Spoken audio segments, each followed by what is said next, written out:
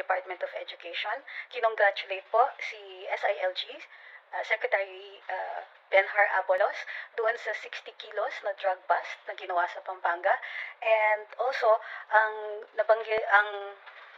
pag-discovery natin na mayroon tayong unang kaso ng monkeypox.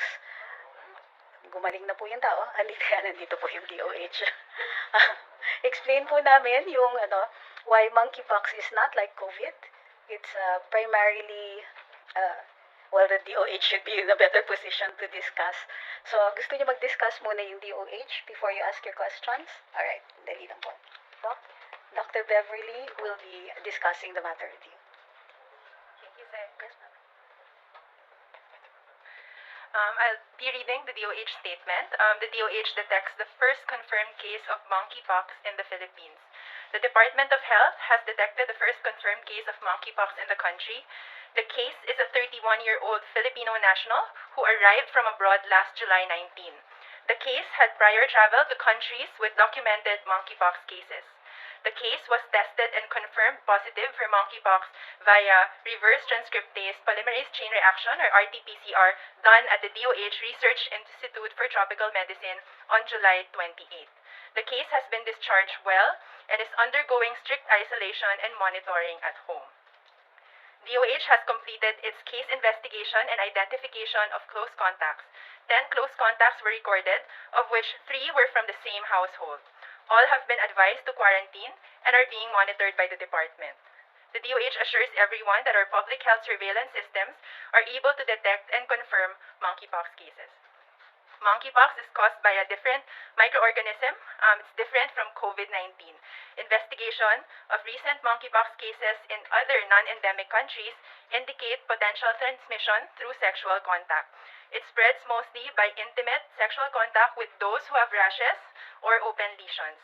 It is not like COVID-19 that spreads mostly through air. While it is now a public health emergency of international concern, everyone can actually help prevent and the spread of monkeypox. We minimize close sexual contact with suspected cases, especially those with rashes or open wounds. Keep our hands clean, wear face masks, cover cough using our elbow, and continue to choose areas with good ventilation or airflow. The DOH also wishes to emphasize that anyone may get it, but if you have travel history to countries with monkeypox and then have symptoms like fever, lymphadenopathy or kulane, and rashes, that's the time that you need to seek medical attention. This will help hasten recovery. For more information, you may access our materials. Please access it through an online folder bit.ly/monkeypoxfacts, that's one word, with capital M and F. That would be all, sir. You have questions? Pia Gutierrez. Okay, Dr. Beverly Hopo. Ma'am, what is the condition of the 10 close contacts? Are they exhibiting symptoms of monkeypox? No symptoms for the current close contacts. That's why they're all on quarantine still. They're being observed. What symptoms were exhibited by the first case of monkeypox? At bakit po ngayon lang po na-report, ngayon po na naka-recover na itong case natin?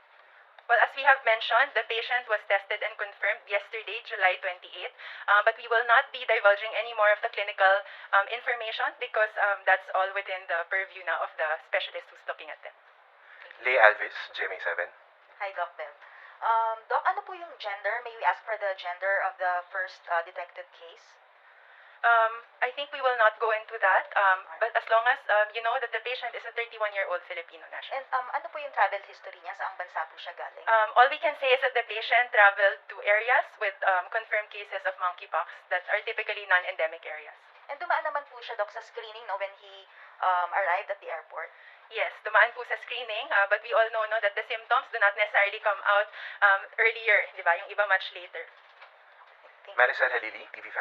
Doc, good morning. Ma'am, just to remind lang po the public, ano po yung SOP with regards po sa monkeypox? Like yung mga yung naging close contact nung case, gaano katagal yung kanilang quarantine? And paano po yung nagiging screening ng mga arriving na Filipinos? Kailangan may symptoms muna before undergoing sa test? Ganun po ba? Yes, no. So basically for the close contacts of this case, as with any other cases, based on our guidelines, you need to quarantine for 14 to 21 days, no, based on the onset of your symptoms. No? So we'll just need to observe them for that duration of period kasi doon yung pwedeng lumabas. As to passengers coming from abroad, some of you who might have traveled would note that the Bureau of Quarantine One Health Pass, it also asks screening questions about monkeypox. So that's the first line. Second is fever nga yung isang symptom, di ba? So meron pa rin tayong mga temperature screening na available sa airport natin. Then of course, yung mas hindi lang makikita, no, would be the rashes, di ba? Kasi kung naka-long sleeve yung pasahero, no, but efforts are ongoing now para matingnan, no, kung mga naka-jacket, pwede silang papatanggal yung jacket, but then this would be probably the most difficult to screen from afar. At least maybe know kung saang area po yung case. All we can let you know now is the case is recovering well at home. I think we wouldn't be divulging any more information other than that. Thank you, Doc. Dr. Ho, question from Job Manahan, ABS-CBN Online. How soon can we avail of the smallpox vaccine or vaccines for monkeypox? And sino po ang priority na makakakuha nito if ever? Well, now our discussions are ongoing. I think we've mentioned it in our previous press conferences that we're working with the U.S. government to secure the vaccines. There's not a lot that's available in the market. Also, that it's only a select population group that will have to be vaccinated. Again, it's not like COVID that all of us need to be vaccinated. Follow up from Job. Is DOH prepared to contain another global health emergency like monkeypox? Our systems are in place, but we all need to work together. We need also the public to be vigilant, particularly the key population groups who are at most risk. And based on what we know about monkeypox lifestyle, no, there is a very clear need to be more careful about who we interact with, particularly sexual intimate contact. So I think what is clear to us is we're working closely with those population groups so that they will have better preparation, risk perception, that this is a disease that would probably concern them more than the general population. Any other question for Dr. Ho? Thank you very much, Dr. Ho. Entertaining questions for Any more Secretary questions? Angeles. Okay na tayo.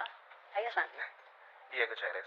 Ma'am, yung sa send-up po na proposed budget, ano po yung mga priorities po?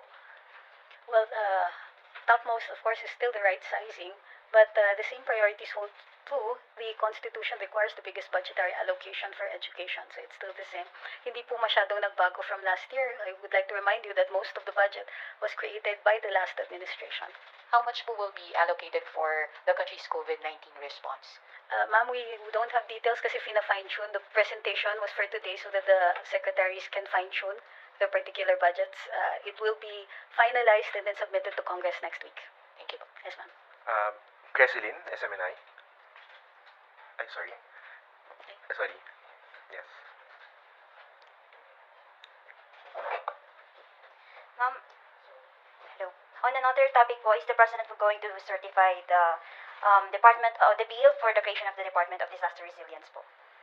The President merely talked about it last time. We'll have to wait for him to put in writing if this is going to be a policy directive. Lastly, ma'am, from my end, yung meeting po ni PBBM with Solgen and Chief Presidential Legal Counsel the other day regarding the ICC po. Sabi po ni Solgen, meron daw po sila na pagkasunduan doon sa pulong. May we know kung ano po yun? There are no details out about it yet. But the meeting itself, ma'am, was it because po yung order ng ICC na mag-comment po yung Pilipinas regarding po sa We have no details, so we don't even know what the topic was about. Melalas Morales, BTV. Secretary Trixie, ano lang po yung mensahe ng Malacanang sa publiko ngayon ng may monkeypox na may mga paalala at ano po kaya yung reaksyon din ni Pangulong Marcos dito nga sa monkeypox? Well, first of all, it's only one case, number one. Number two, as you can see, it doesn't affect the entire population. Number three, this is not like COVID that can be spread by air very easily and could possibly be fatal. This is not particularly fatal, but it is of concern. So his primary concern was to get the information out so that people will be aware, but also to be aware that the systems of the DOH are in place and that this is not the same as COVID. Vance Fernandez. Ma'am, good afternoon. The DOST on Thursday made a statement urging President Marcos to strengthen the program, Balik Scientist Program, to lure back scientifically educated individuals back to the Philippines through employment and opportunities and allowances. This opens the entirely new question on how the President plans to deal with Filipinos of all professions choosing to work abroad over here at home. What economic and employment programs does the President have in line to grant Filipinos better career and financial opportunities here at home to help the economy rather than living for another country?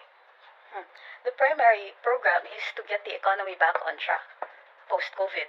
So a good economy, a thriving economy, is going to help bring back all Filipinos. So that's the primary goal right now, as was mentioned in the SONA. For particulars regarding our Balik Scientist program, we'll have to wait since the call has just been recently made.